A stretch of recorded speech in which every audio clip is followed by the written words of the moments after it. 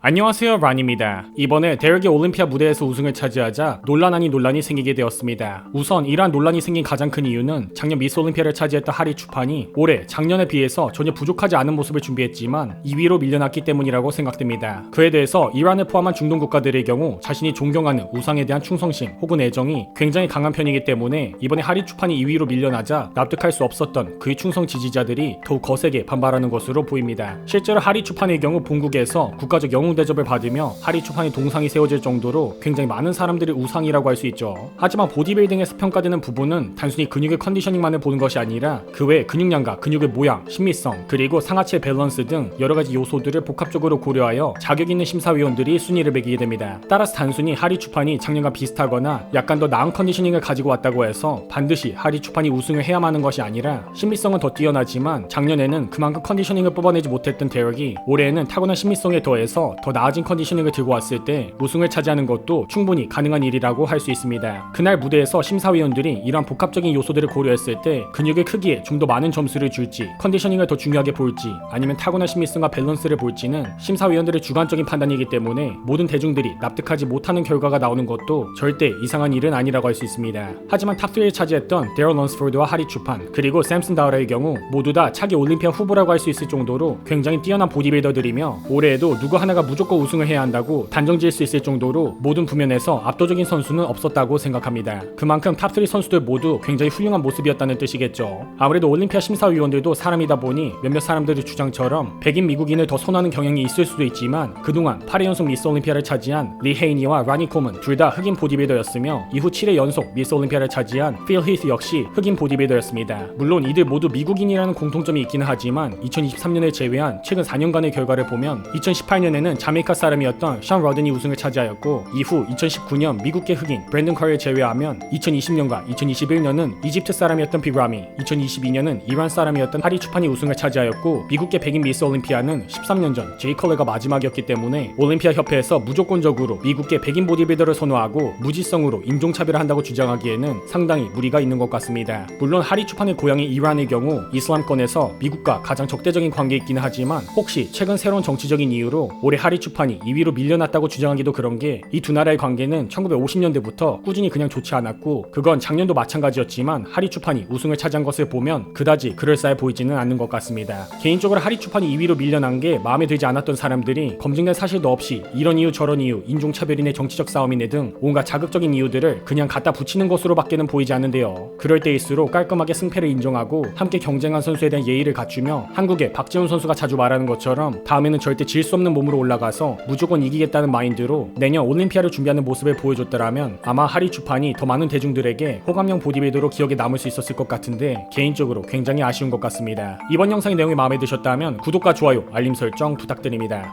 이번 11월 10일 금요일 저녁 8시부터 11월 11일 토요일 자정까지 마이프로틴에서 연중 최대 할인을 진행한다고 합니다. 전 제품 최대 80% 할인과 더불어 이번 슈퍼셀 전용 할인 코드인 라니 1111 할인 코드 입력 시 무려 추가 49% 할인이 적용된다고 합니다. 그 외에도 라니 추가 할인 코드를 입력하시면 임팩트웨이 프로틴 보충제를 무료로 받을 수 있다고 하니 겨울 벌크업에 필요한 다양하고 맛있는 보충제 및 영양제가 필요하신 분들은 이번 기회에 할인가로 구매하시는 것을 추천드립니다. 구독자분들 모두 건강하시고 득근하세요.